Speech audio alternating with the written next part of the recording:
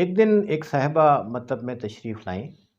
انہوں نے بتایا کہ ان کے 6 بچے ہیں، 4 بیٹیاں اور 2 بیٹے۔ انہوں نے بتایا کہ ان کی 2 بیٹیوں کی شادی ان کی لڑکیوں کے انٹر کرتے ہی ہو گئی تھی۔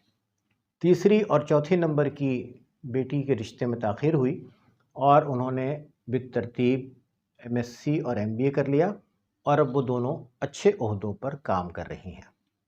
ان صاحبہ نے بتایا کہ ان کی دونوں بیٹیوں کے رشتے تو بہت آتے ہیں لیکن کہیں بات طے نہیں ہوتی۔ یہ بتا کر انہوں نے کہا کہ میں نے سنا ہے کہ رشتے آسمانوں پر بنتے ہیں، اور اس کے بعد وہ کہنے لگیں کہ اگر ایسا ہے تو کیا قدرت نے میری ان دونوں بیٹیوں کو نظر انداز کر دیا ہے؟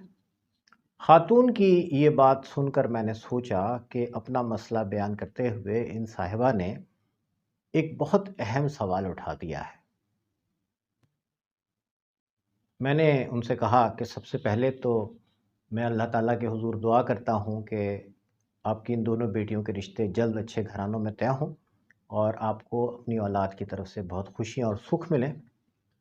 دعا کے بعد میں نے عرض کیا کہ جوڑے آسمانوں پر بنتے ہیں، یہ مفروضہ نہ جانے کہاں سے ہمارے معاشرے میں عام ہو گیا ہے۔ لڑکیوں کی شادی میں تاخیر آج ہمارے معاشرے کا ایک بہت بڑا مسئلہ بن گیا ہے، اور اس مسئلے کی بنیادی وجوہات ہمارے اپنے بنائے ہوئے معیارات ہیں۔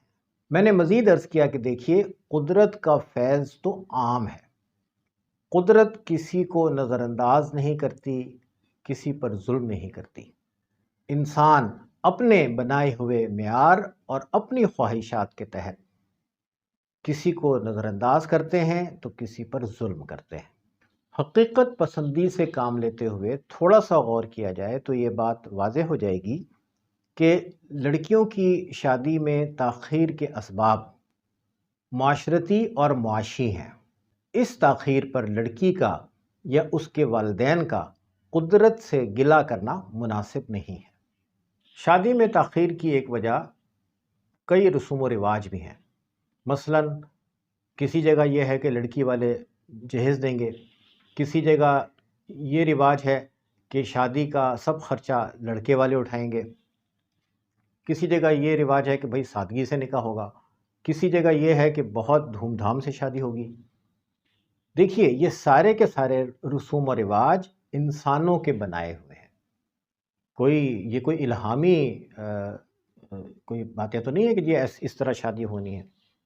اسلام نے تو شادی کے لیے یہ جو کہا ہے وہ یہ ہے کہ لڑکا اور لڑکی کی رضامندی، فریقین کی رضامندی، نکاح، اور نکاح کے وقت ایک مہر کا تعین۔ باقی جتنے بھی اس میں رسوم و رواج کو بڑھا لیا جائے، یہ سب انسانوں کے بنائے ہوئے ہیں۔ اسلامی تعلیمات سے دوری کے نتائج ہم اپنے معاشروں میں مختلف انداز سے مشاہدہ کر رہے ہیں۔ لڑکیوں کی شادی میں تاخیر کے معاشی اور معاشرتی اسباب کا بڑا سبب بھی اسلامی تعلیمات سے دوری ہے۔